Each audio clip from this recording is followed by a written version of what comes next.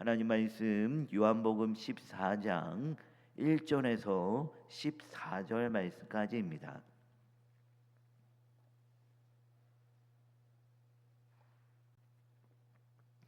요한복음 14장 1절에서 14절 말씀까지.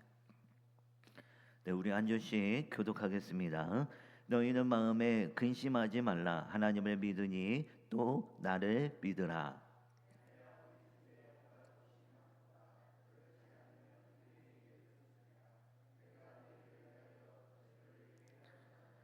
가서 너희를 위하여 거처를 예비하면 내가 다시 와서 너희를 내게로 영접하여 나 있는 곳에 너희도 있게 하리라. 도마가 이르되 주여 주께서 어디로 가시는지 우리가 알지 못하거늘 그 길을 어찌 알겠사옵나이까.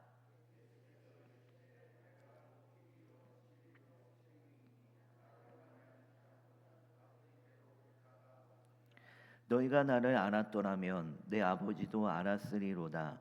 이제부터는 너희가 그를 알았고 또 보았느니라.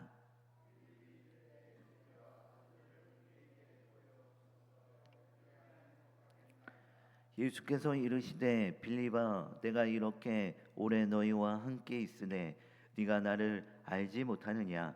나를 본 자는 아버지를 보았거늘 어찌하여 아버지를 보이라 하느냐.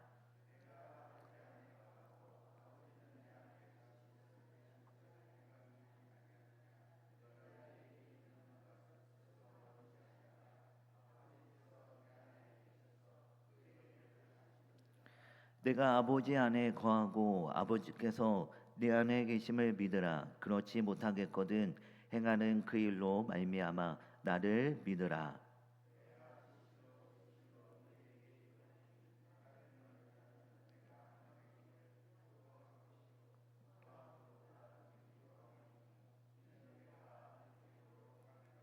너희가 내 이름으로 무엇을 구하든지 내가 행하리니 이는 아버지로 하여금 아들로 말미암아 영광을 받으시게 하려 함이라.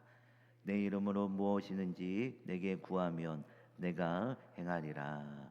아멘. 네, 오늘 본문 말씀은 예수님께서 이 불안에 떨고 있는 제자들의 마음을 진정시키시면서 말씀이 시작됩니다. 자, 먼저 1절 말씀을 보면 너희는 마음에 근심하지 말라. 하나님을 믿으니 또 나를 믿으라 라고 말씀합니다. 지금 제자들은 이 두려움과 불안에 떨고 있었습니다. 왜냐하면 예수님께서 계속 떠남에 대해서 말씀하시니까 제자들의 마음이 불안한 것입니다. 여러분, 이 제자들에게 있어서 예수님이란 단순한 스승이 아니었습니다. 그들의 삶의 방향이었고 또한 소망이었고 또한 붙들고 살아가는 전부였습니다. 그런데 그 예수님께서 지금 떠나신다라고 말씀하시니까 제자들의 마음은 흔들릴 수밖에 없었던 것입니다. 앞으로 무엇을 해야 할지, 어디로 가야 할지, 또한 무엇을 붙들어야 할지 알 수 없는 그런 상황이 되었던 것이죠. 그래서 예수님께서 말씀하시는 것입니다. 근심하지 말라라고 하시는 것이죠. 여러분, 이 말씀은 단순한 위로가 아닙니다. 괜찮다라고 하는 말이 아니라 믿음으로 방향을 바꾸라라고 하는 의미입니다. 지금 제자들은 상황을 보고 있지만 주님은 하나님을 바라보라라고 하는 방향 전환을 지금 촉구하고 있는 것이죠. 여러분, 우리 또한 마찬가지입니다. 우리는 삶 속에서 예상하지 못한 일을 만나게 됩니다. 계획이 어긋나고 또한 관계가 흔들리고 또한 건강이 무너지며 미래가 불확실해질 때 우리의 마음은 제자들의 마음처럼 쉽게 불안과 근심에 사로잡히게 됩니다. 그럴 때 우리는 자연스럽게 상황을 붙들고 또한 문제를 붙들게 됩니다. 해결되지 않는 문제를 붙들며 바뀌지 않는 현실을 붙들고 눈에 보이는 것에 마음을 빼앗기게 됩니다. 그러나 주님은 오늘 말씀을 통해 우리의 시선을 바꾸십니다. 상황이 아니라 하나님을 바라보라라는 것이죠. 여러분, 지금 내 마음을 가장 흔들고 있는 것이 있다면 여러분 무엇이 있습니까? 하나님을 믿는다고 말하면서도 실제로는 하나님이 아닌 다른 어떤 무엇을 의지하고 있지는 않습니까? 어떤 상황에서도 내 시선이 하나님께 향해 있으십니까? 아니면 상황에 묶여 염려와 근심으로 살아가고 있지는 않으십니까? 여러분, 우리가 상황이 아니라 나와 함께 하시는 여호와 하나님만을 붙잡는 그런 우리 모두가 다 되길 소망합니다. 자, 이어지는 2절과 3절 말씀을 보면 예수님은 내가 너희를 위하여 거처를 예비하러 간다라고 말씀하시면서 예수님은 제자들에게 떠나시는 그 이유를 설명하십니다. 그것은 이 제자들을 버리기 위함이 아니라 오히려 더 깊은 은혜로 이끌기 위함입니다. 주님께서 떠나신다는 것은 단순히 우리 곁을 떠나는 것이 아니라 하나님 아버지께로 나아가는 것이고, 또한 그로 인해 우리가 하나님과 더 가까워지는 그런 길이 열리는 사건입니다. 그래서 우리는 더 이상 하나님과 멀리 떨어진 존재가 아니라 하나님과 함께 살아가는 존재로 변화됩니다. 다시 말해 하나님과 동행하는 삶, 하나님과 교제하는 삶이 열리게 된다라는 것이죠.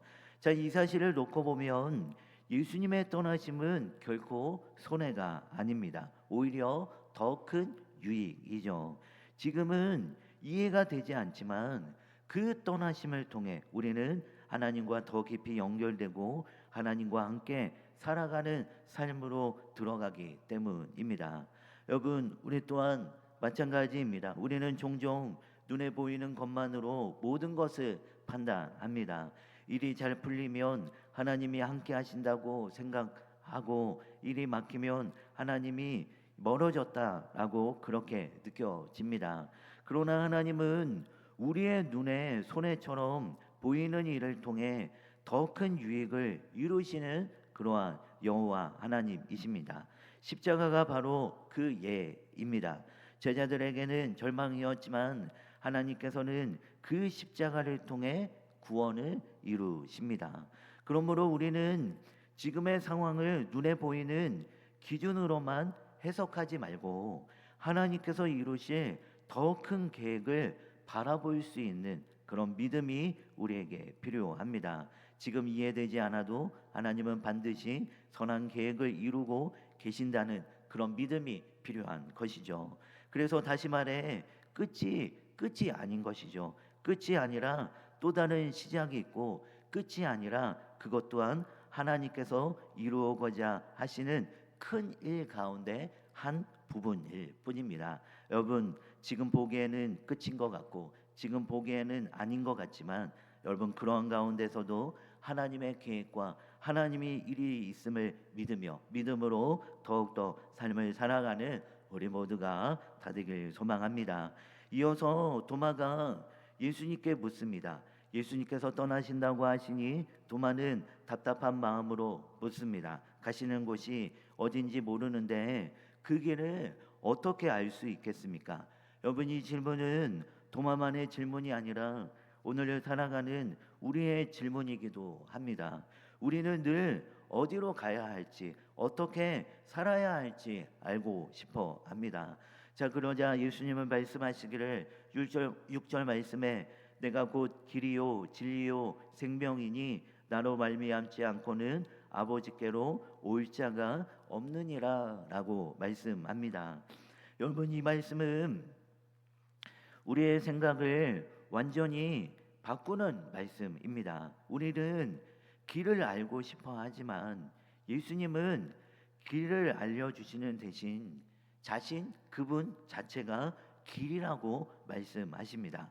어둠에서 빛으로, 불의에서 진리로, 죽음에서 생명으로 나아가는 길은 오직 예수님을 통해서만이 가능하다라고 하는 것입니다. 우리의 궁극적인 목적지는 생명의 길이죠. 그리고 누구든지 길이신 주님을 따라가다 보면 결국 진리와 생명에 이르게 됩니다. 그래서 신앙은 길을 찾는 것이 아니라 길 대신 예수님을 따라가는 것입니다. 우리는 여전히 더 좋은 방법을 찾고 더 빠른 길을 찾으려고 하지만 주님은 말씀하십니다. 방법을 찾지 말고 나를 따르라고 말씀합니다. 왜 그렇습니까?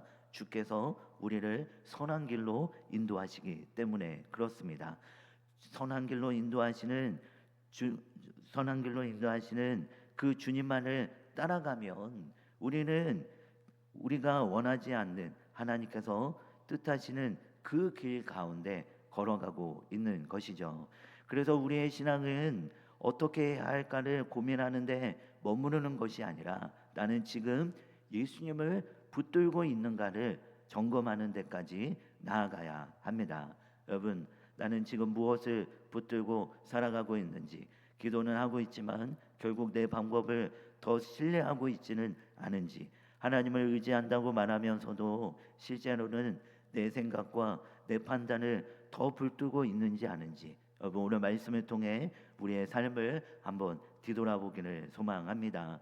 또한 예수님은 하나님을 아는 길에 대해서도 분명하게 말씀하십니다.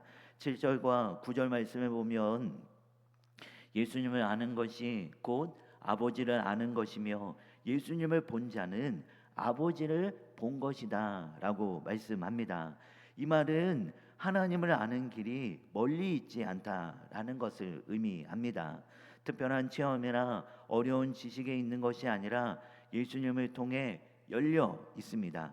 예수님의 말씀과 삶과 성품 속에 하나님이 그대로 드러나 있기 때문입니다. 그래서 우리는 하나님을 더 알고 싶다면 예수님을 더 가까이 해야 합니다. 말씀을 통해 예수님을 만나고 삶 속에서 예수님을 닮아가며 예수님의 마음을 품어가는 것, 그것이 무엇입니까? 하나님을 알아가는 것입니다. 다시 말해 예수님의 말씀을 붙들고 예수님의 삶을 배우며 예수님의 마음을 닮아가는 것이 곧 하나님을 알아가는 길입니다. 우리가 주님과 함께 더욱더 동행하며 나아가는 귀한 우리 모두가 다 되어지길 소망합니다. 또한 예수님은 제자들에게 믿음을 요청하십니다. 11절 끝에 보니까 나를 믿으라 라고 말씀하시면서 12절에 믿는 자는 예수님이 하시는 일을 하게 되고 더 큰 일도 하게 될 것이다 라고 말씀합니다. 게다가 13절에는 주님의 이름으로 구하면 무엇이든지 응답하고 주께서 행하시고 일하신다 라고 말씀하십니다. 여러분, 이 말씀은 믿음이 어떤 삶을 만들어내는지를 우리에게 보여줍니다. 믿음은 단순한 생각이 아니라 삶의 방향입니다. 하나님을 신뢰하는 것이고 하나님께 맡기는 것이며 또한 하나님께 의지하는 선택입니다. 믿음이 자리 잡을 때 우리의 기도는 달라지는 것이죠. 형식적인 기도가 아니라 하나님께 맡기는 그러한 기도가 됩니다. 그리고 그 기도는 응답으로 이어지고 우리의 삶을 하나님의 중심으로 변화시킵니다. 그러나 우리는 기도하면서도 여전히 불안해하고 또한 맡겼다고 하면서도 계속 붙들고 있고 하나님을 믿는다고 말하면서도 내 생각을 더 신뢰하며 나아갈 때가 많습니다. 그렇지만 믿음은 단순한 아닙니다. 실제로 하나님께 맡기는 삶입니다. 하나님께 맡길 때 믿음의 역사가 일어나는 것이죠. 자, 이와 같이 여러분 오늘 본문 말씀은 우리에게 믿음을 요구합니다. 믿음으로 살면 믿음의 역사가 일어납니다. 우리는 보여주면 믿겠다라고 하지만 여러분 믿으면 역사가 일어납니다. 오늘 하루도 믿음의 삶을 통해 믿음의 역사가 일어나는 귀한 우리 모두가 다 되어지길 소망합니다. 우리 함께 기도합시다. 오늘 말씀을 기억하며 우리 주여 한번 외치고 우리 통성을 하나님께 기도하고 자유롭게 기도하다가 돌아가시겠습니다. 주여, 살아계신 하나님 아버지, 하나님 우리가 믿음의 삶을 통하여 믿음의 역사를 일어나는 귀한 우리의 삶이 되어지길 소망합니다. 이 시간도 믿음으로 우리가 기도하며 나아가길 소망합니다. 믿음으로 기도할 때 믿음의 역사가 일어나는